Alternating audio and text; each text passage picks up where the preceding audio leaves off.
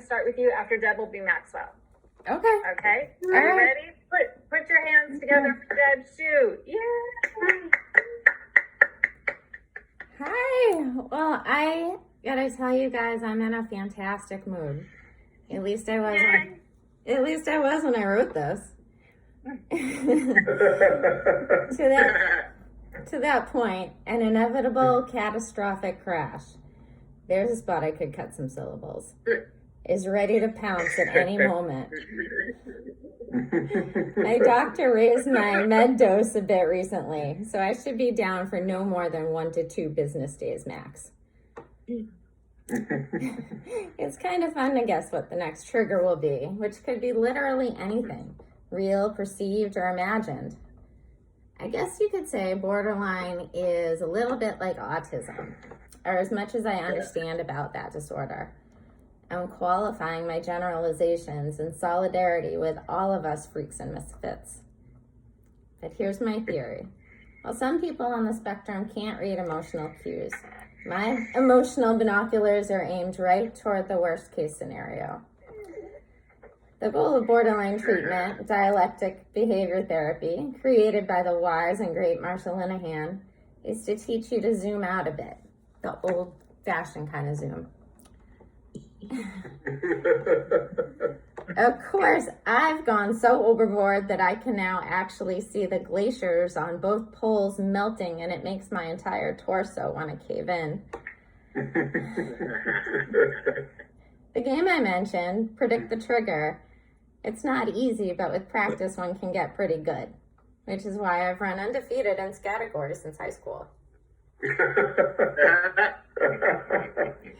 So speaking from 3 decades of expertise, the obvious guess is that a meltdown will strike during, before, and or after tomorrow's free consultation with a new couples counselor. It's my turn to pick. But let's clear up some misconceptions. It's not true that relationship therapists are like funeral directors for your marriage. Just like with individual therapy and vegetables, it's for people who give a shit about themselves and others. Every relationship is a separate entity that must be nurtured differently. Good thing I don't know too many people. But with strangers, acquaintances, and a few sad people I'm catfishing, I'm very open about my experiences living with serious mental illness. I get a fair amount of feedback, other than appreciation, unfriending, and unfollowing. A lot is along the lines of, "You're so brave." But really, my candor about my demons probably has something to do with my tendency to overshare due to porous boundaries and incorrigible codependency. Don't worry about me though. I'm a high functioning basket case. I have 2 jobs. I'm a freelance writer and a substitute teacher. The second gig is new. But so far it feels like the ideal professional mix to realize my dream to stay in debt forever. And thankfully, I also have a fabulous support network. That's key.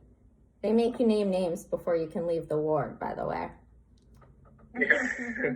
My list as of today: coworkers I met 6 weeks ago, the one aunt I don't have to drink to be around, my therapist, my psychiatrist, and 2 adolescents very devoted to putting every last one of my hard-won coping skills to the test all the live-long day and night.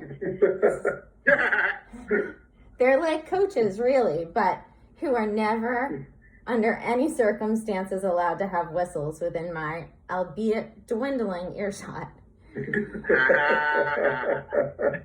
A so-called friend stuffed her kid's birthday piñata with those fool things years ago, and I'm still holding a grudge. My kids are awesome, though. As my husband puts it, we're essentially raising Bart and Lisa Simpson. My daughter is a well-behaved perfectionist who does what she's asked at least by the 3rd time. She's 12, so She's 12, so that's not too bad. My son, on the other hand, is witty and clever in infinite ways. He's been making me laugh since he could talk. But he's an inept delinquent. You know, sneaking out and leaving footprints in the snow directly toward a fellow rapscallion's driveway. He just turned 14. Okay, that's your time. Okay. Yay! Thank you. Thank you so much.